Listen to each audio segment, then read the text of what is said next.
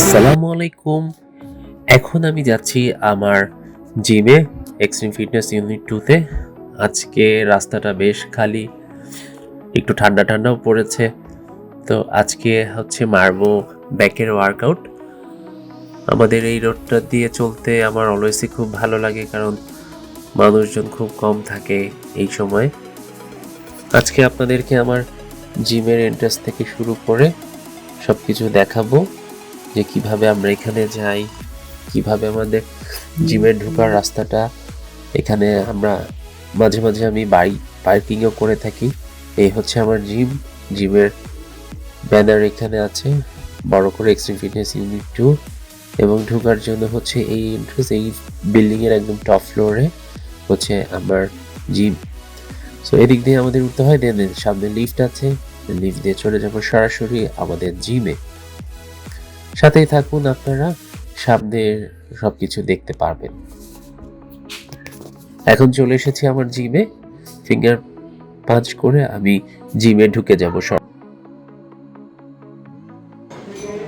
আমি ওয়ার্কআউট করব ব্যাকের ওয়ার্কআউট শুরু করার আগে আমি আমার বডিটাকে ফ্রি করে নিচ্ছি, ফ্রি হ্যান্ড এক্সারসাইজগুলো করে নিচ্ছি।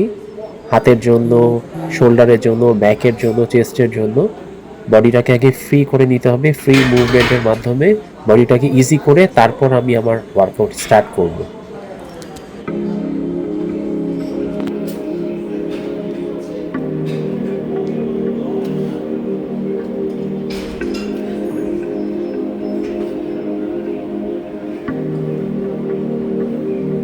ব্যাকের জন্য সবার প্রথমে আমি শুরু করব ফ্রি হ্যান্ড চিন আপ দিয়ে। চিন আপ আমার শুরু থেকেই খুবই পছন্দের একটা ওয়ার্কআউট। চিন আপ ছাড়া কখনোই ব্যাকের ডেভেলপমেন্ট সম্ভব না। তাই আমি প্রথমে চিন আপ মেরে নিচ্ছি 2 থেকে 3 সেট। আমার র্যাপিডেশন হচ্ছে 6টা থেকে 8টা। দেখি কতগুলো করা সম্ভব হয়।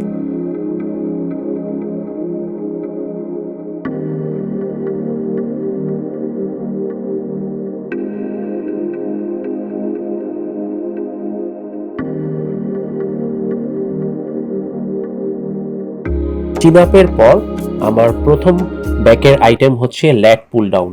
ল্যাট পুল ডাউনে প্রথম থেকে আপনারা চেষ্টা করবেন বডিটা সুইং না করানোর জন্য। এটা আমার 4 নম্বর সেট।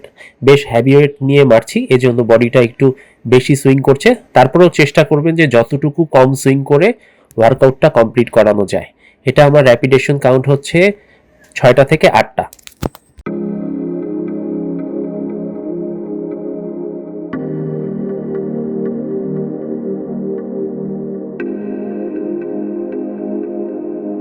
ল্যাট পুল ডাউনের পর আমার সেকেন্ড আইটেম হচ্ছে রিভার্স পুল ডাউন। এখানে হচ্ছে আমার 2 হাতের জন্যই করতে পারি, অথবা চাইলে এক হাত করেও আপনারা করতে পারেন। এটা আমার টোটাল র্যাপিডেশন কাউন্ট হচ্ছে 10 থেকে 12টা। রিভার্স ভাবেই করতে হবে। আগেরটা যেমন নর্মালভাবে ল্যাট পুল ডাউন কমপ্লিট করেছি, এটা হচ্ছে তার উল্টাটা, রিভার্স পুল ডাউন।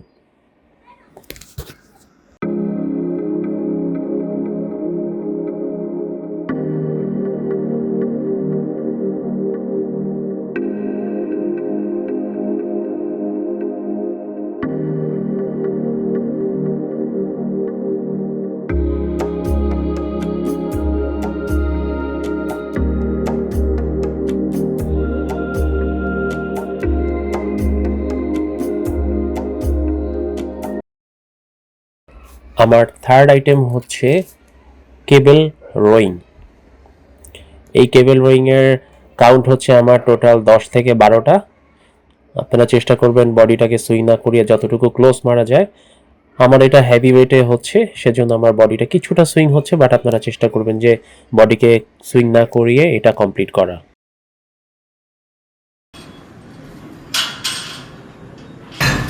আমার ফোর্থ ব্যাকের আইটেম হচ্ছে রিভার্স ডাম্বেল রোয়িং।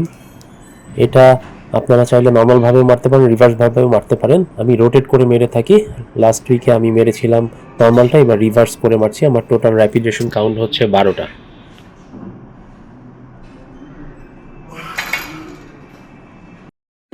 আমার ফিফথ ব্যাকের আইটেম হচ্ছে সিঙ্গেল ডাম্বেল রোয়িং।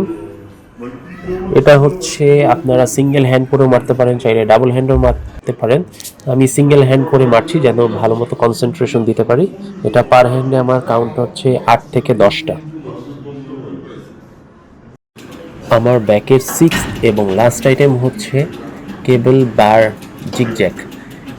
এটা কিছুটা আপরাইটের মতোই। এটা হচ্ছে আমার একটা লাইট ওয়েটের ওয়ার্কআউট। এটা দিয়ে আমি আমার ব্যাকের ওয়ার্কআউটটা ফিনিশিং করব। টোটাল র্যাপিটেশন হচ্ছে 12টা। এই 6টা আইটেমের মাধ্যমেই আজকে আমার ব্যাক ওয়ার্কআউটটা কমপ্লিট হলো। আমি আরও বিভিন্ন ধরনের আইটেম বেড়ে থাকি, তবে রোটেট করে এক এক উইকে এক একটা মারি। আমার সঙ্গে থাকার জন্য ধন্যবাদ। আমার চ্যানেলটা ফলো এবং লাইক এবং সাবস্ক্রাইব করতে ভুলবেন না কিন্তু।